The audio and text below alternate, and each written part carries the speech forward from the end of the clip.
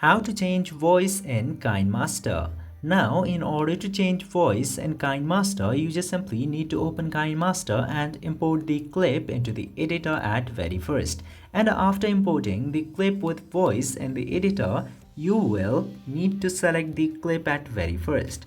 After selecting the clip by tapping into the clip from this section, just simply scroll into this menu bar where you can see a lot of features. Just simply scroll until you see this option of voice changer directly. Just simply tap to voice changer, and after tapping in there, you will get to see a lot of options to change your voice. For example, here is Two-Faced, Alien, Chipmunk, Chorus, and many more famous voice. You just simply need to select the voice which you would like to change your voice to.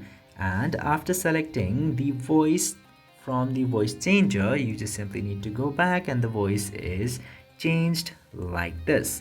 I hope this video is really helpful to you. If yes, don't forget to hit that subscribe button.